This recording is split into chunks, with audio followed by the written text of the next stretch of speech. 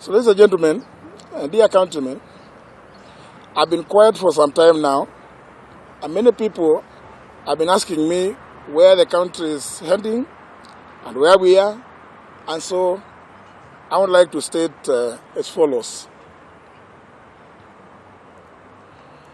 I joined the Kenya Kwanza coalition owing to the fact that the principles that they espoused are in tandem with the principles of the party I belong to, namely the Democratic Party of Kenya. Many friends and political colleagues at the time warned me against joining the coalition, but at a personal level, I was persuaded that would be driven by the ideals and the values that the coalition stated as a hustler nation to do the best for the people of Kenya. One of the things we had accused the past regimes of was the existence of disappearances and extrajudicial killings of Kenyans, and we vowed that we would never, at our watch, condone or allow such. We stated this time and time again in the lead up to the last general election. Today, there has been a number of abductions and in some cases unexplained deaths since the Gen Z revolts of June last year. And it is unfortunate as most of the people being abducted and or killed are our youth, leaving the parents, relatives, and friends, other family members in a state of confusion and loss. I have personally suffered as my son was abducted and disappeared, and I was not sure whether he was alive or dead, making us anxious and leaving me and my wife and the rest of the family in turmoil. It must be remembered that at that time, I was the serving Attorney General of the Republic of Kenya, and as is well known, a member of the National Security Council as comprised under Article 240 of the Constitution. Despite making several requests, I was unable to trace my son, and I made demands to all the levels of the security apparatus of the country. Now, more than 6 months later, after that ordeal and the release of my son by unknown forces, he has not been charged with any offense, and the government at all levels has not been able to give me any explanation or reasons as to his abduction by hooded armed gangsters. Ladies and gentlemen, I have taken this unusual,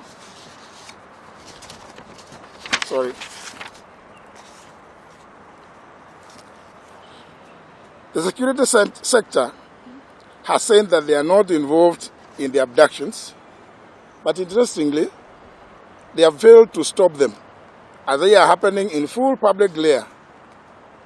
The president has equally said that he would want to see the abductions end.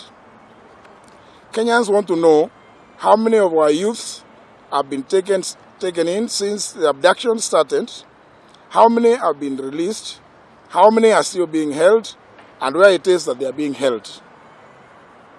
On Friday last week, to which the 3rd of January, at a funeral in Embu, I stated categorically that it was not possible for the government to say that it did not know anything about the abductions, because that amounts to shunning its responsibility on accountability. That is why I took the issue with a statement made by the Inspector General of Police that he did not know where the abductees are. In my view, the government cannot be excused for abdicating its duty of protecting the lives and property of the people of Kenya.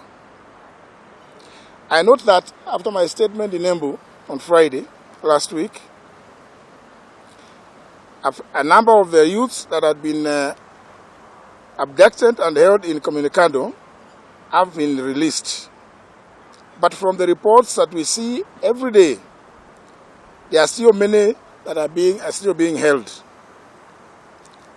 The cardinal duty of the state and the government is to protect the lives and livelihood of its citizens and cannot claim to be unaware of such serious breaches of the rights of Kenyans to live free from wrongful confinement and the violation of their inalienable right to life.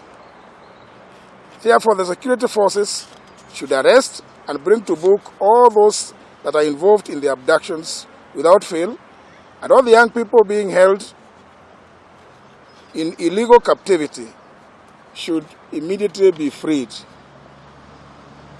I'm fully aware of the doctrine of collective responsibility of cabinets. But since I'm also a victim of the abductions and serving in this government, I've not forgotten any answers as to why my son was abducted, held in Communicado, and nobody gave any reasons for that abduction. I have taken this unusual step so that the matter of abductions and or extrajudicial activities being committed by whomever can now be honestly and robustly debated in the country with a view to finding a lasting solution to this scourge, which, if left unchecked, has the potential to plunge the country into chaos and anarchy. We cannot live in fear in a democratic country. Let Kenyans be. Thank you, ladies and gentlemen.